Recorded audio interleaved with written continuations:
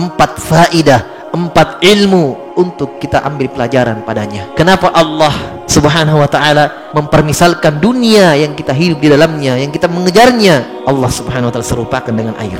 Beliau katakan syabbahallahu Subhanahu wa ta'ala dunya bil ma. Allah miripkan, Allah serupakan, Allah contohkan dunia seperti air. Pertama, li'annal ma la yastakir fi mawdi'in kadzalika dunya la tabqa ala halin wahidah. Kata beliau, karena air itu la yastakir fi mawdi'in wahid. Air itu tidak pernah tinggal di satu tempat saja, ngalir. Kalau dia tinggal di satu tempat, dimanfaatkan, tetap hilang. Kalau dia tinggal di satu tempat, tidak dimanfaatkan, terserap tanah, mengalir. Kalau tidak mengalir, diambil, tidak tinggal juga. Kalau dia tidak diambil, meresap. Seperti itu air. Kata beliau, kadzalika dunya, demikian pula dunia, la tabqa ala halin wahidah. Dunia itu tidak pernah tinggal dalam satu keadaan. Itulah dunia. Kita manusia, tidak ada yang keadaan dia dengan dunia seperti itu terus. Tapi seperti itulah, berputar. Wa tilkal ayyam nudawiluha bainan nas. Itulah hari-hari yang kami putarkan terhadap manusia. Tidak ada yang seperti itu terus dunianya. Ada saat-saat dia bangkrut, ada saat-saat dia ekonominya naik, ada saat-saat dia stabil. Ada waktu-waktu dia ditipu misalnya, gagal dalam panennya misalnya bagi petani dan seterusnya. Tidak ada yang tinggal dalam satu keadaan. Dan ini kita saksikan, ada masa-masa seperti ini, perputaran keadaan dunia. Wa fi anfusikum afala tubsirun. Pada diri kalian, kata Allah, tidakkah kalian berpikir? Sekarang kita lihat diri kita, apakah tetap tinggal seperti dalam keadaan bayi? Bayi terus, bayi lemah. Mungkin dalam Al-Quran kata Allah Subhanahu wa ta'ala, dialah Allah Subhanahu wa ta'ala menciptakan kalian min dha'fin, dari dalam keadaan lemah. Thumma ja'ala min ba'di dha'fin quwwah, thumma ja'ala min ba'di quwwatin dha'fan wa syaibah. Kata Allah, demikianlah Allah ciptakan kalian dalam keadaan lemah, bayi. Kemudian dari lemah itu Allah ganti, Allah jadikan kalian kuat, masa muda. Kata Allah, semua setelah masa muda itu min ba'di quwwat dha'fan. Setelah masa muda itu puncak kekuatannya 30 tahun, 40 tahun. Setelah itu kata Allah Subhanahu wa ta'ala akan menjadikan setelah kekuatan itu dha'fan wa syaibah, lemah lagi menjadi orang tua. Kembali seperti bayi, penglihatan rabun, kerjanya cuma tidur, kembali seperti itu. Itulah dunia, jemaah sekalian. Tidak ada yang tetap pada satu keadaan. Dia hidup terus, tidak. Walladzi khalaqal mauta wal hayata liyabluwakum ayyukum ahsanu amala. Dialah Allah yang menciptakan kehidupan dan kematian untuk menguji kalian, membala kalian siapa di antara kalian yang paling baik amalannya. Tidak ada lahir, yang ada lahir saja terus, lahir seperti itu, tidak. Tapi ada yang namanya kematian. Setelah kematian ada namanya hari berbangkit. Itulah kehidupan dunia. Jadi intinya dunia itu seperti air, tidak tinggal pada satu keadaan. Tidak ada yang paten, tidak ada yang seperti terus menerus. Tidak ada seorang itu di atas nikmat terus. Pasti dan pasti diputarkan oleh Allah Subhanahu wa ta'ala. Ada saat-saat dia harus menanggung musibah, ada saat-saat dia harus bersabar di situ, ada waktunya. Tidak ada juga orang yang menderita terus. Ada saat-saat dia merasakan kenikmatan. Minimal kalau tidak di dunia ini dia menderita terus, di akhirat dia akan merasakan kenikmatan di surga, ya kan? Berarti intinya tidak ada yang seperti itu terus. Ada yang namanya kesenangan, itulah dunia. Jadi wajar kalau Allah serupakan dengan air. Karena dunia itu tidak ada yang tetap seorang pada dunia ini. Entah itu keadaan ekonominya, entah itu kenikmatan atau kesenangannya atau musibahnya, kesulitannya, tidak ada. Setelah kesulitan ada kemudahan. Inna ma'al usri yusra, kata Allah. Sungguh kesulitan, setelah kesulitan ada kemudahan. Sesulit apapun keadaan kita, yakin di balik itu ada kemudahan. Tinggal percaya saja kepada Allah Subhanahu wa ta'ala dan usaha yang hanya dilihat. Disitulah besarnya iman, besarnya penyandaran diri kepada Allah Subhanahu wa ta'ala, husnudzon kepada Allah, berpersangka baik kepada Allah Subhanahu wa ta'ala. Makanya kalau kita melihat bagaimana wali-wali Allah Subhanahu wa ta'ala di dalam Al-Quran, tidak pernah mungkin kita dapatkan keadaan sesulit itu. Maryam alaihissalam kenapa berani keluar membawa anaknya di tengah kaumnya, tidak pernah tersentuh laki-laki, Allah perintahkan dia. Nabi Ibrahim alaihissalam kenapa berani ketika mau dibakar. Nabi Yakub alaihissalam kenapa tidak pernah berputus asa kepada Allah Subhanahu wa ta'ala untuk mencari anaknya Nabi Yusuf. Nabi Muhammad sallallahu alaihi wasallam kenapa tidak takut ketika dikejar oleh orang Quraisy di dalam gua, hampir terlihat sudah mau dibunuh, tapi sama sekali tidak ada ketakutan dalam hatinya. Kata para ulama cuma satu saja, husnudzon billah, karena prasangka baik mereka kepada Allah Subhanahu wa ta'ala. Hanya itu, dikeluarkan dari kesulitan itu, datanglah kemudahan. Jadi ini pelajaran pertama yang Imam Qurtubi sebutkan. Kenapa dunia Allah ibaratkan seperti air? Karena air tidak tinggal pada satu tempat. Seperti itu dunia. Dunia tidak ada yang tetap seperti itu pada manusia. Selalu diputar balikkan, berganti keadaan dunia.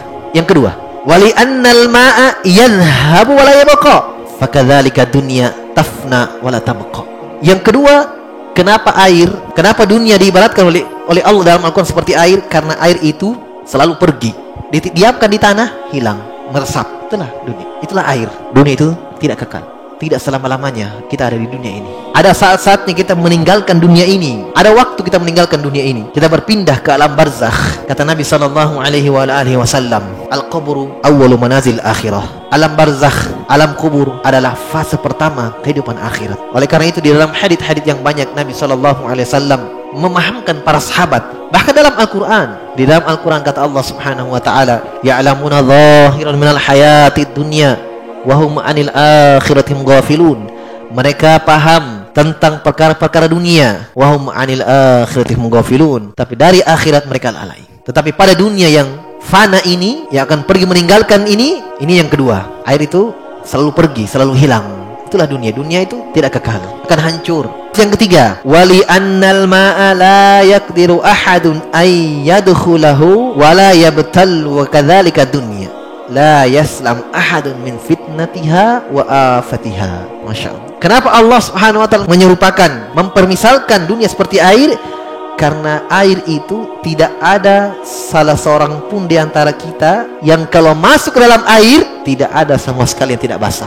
Kalau masuk ke dalam air maka tidak ada yang mampu tidak basah. Kalau masuk ke dalam air pasti basah. Kata beliau, wa kadzalika dunya, demikian pula dunia. La yaslamu ahadun min fitnatiha wa afatiha. Kalau sudah terlanjur terjerumus ke dalam fitnah dunia, kata beliau, tidak ada yang selamat dari fitnahnya dan dari kerusakan-kerusakan fitnah dunia. Terikat dengan dunia, cinta dan bencinya karena dunia, marah dan ridhonya karena dunia. Ini sulit lepas. Makanya dalam hadis Nabi mempermisalkan orang yang seperti ini. Kata Nabi SAW, ta'isa abdud dinar, ta'isa abdud dirham, ta'isa wan tukisha, wa idha shika falan tukisha. Kata Nabi SAW, celakalah hambanya dirham, celakalah hamba dinar, mata uang emas dan perak. Nabi di sini menamakan mereka hambanya uang, padahal hamba Allah.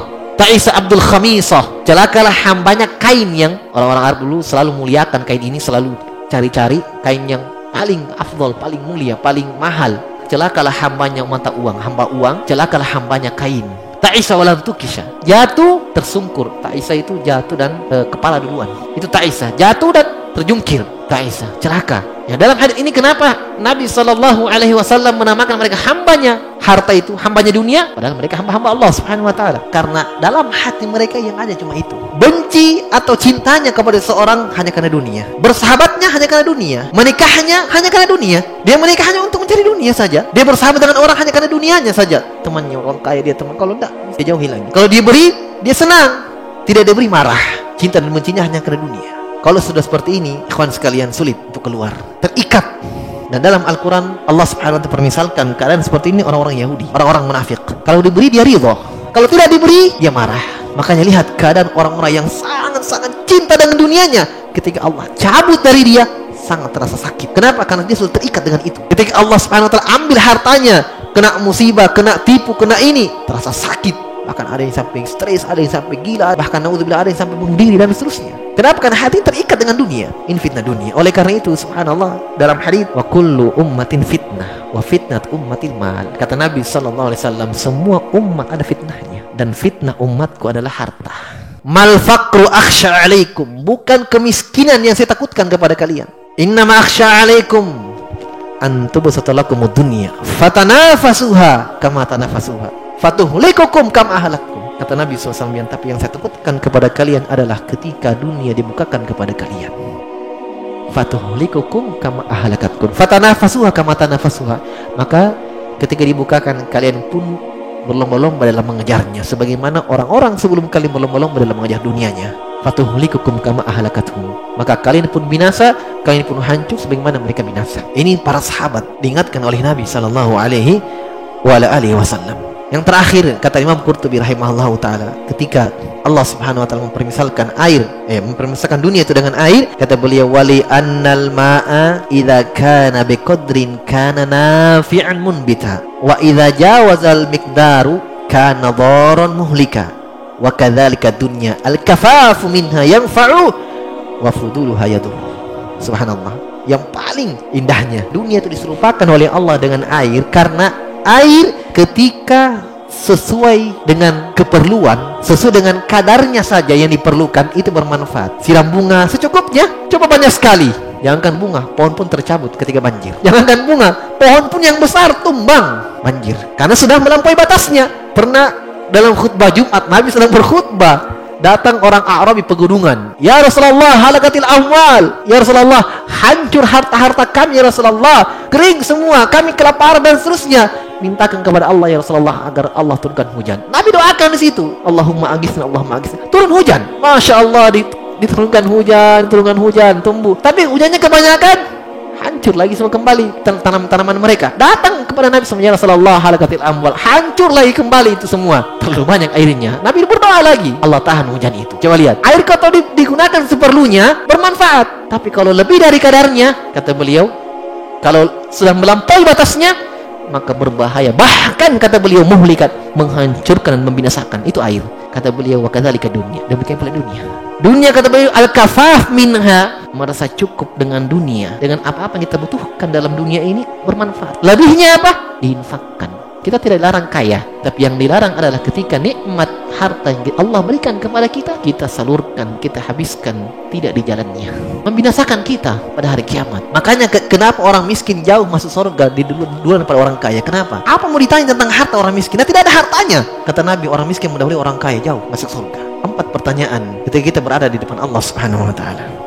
An malihi min aina iktasabahu wa fima anfaqu. Dengan hartanya ditanya, dari mana didapatkan, dari mana dihabiskan. Bukan cuma asalnya saja. Tunggu dulu, di mana kamu habiskan harta itu? Kan ini ditanya. Tapi kalau didapatkan dengan yang halal, dihabiskan dengan halal, aman. Maka ini yang manfaat. Ini yang bermanfaat sebenarnya harta itu. Harta-harta dan anak-anak adalah perisan dunia, tapi ada yang baik dari situ. Itu yang harta itu ketika disedekahkan di jalan Allah Subhanahu wa taala, dia habiskan di jalan Allah Subhanahu wa taala, dan anak-anak itu dididik menjadi anak yang soleh. Itu bermanfaat pada hari kiamat. Selebihnya daripada harta, selebihnya dihabiskan tidak di jalannya, sangat membahayakan.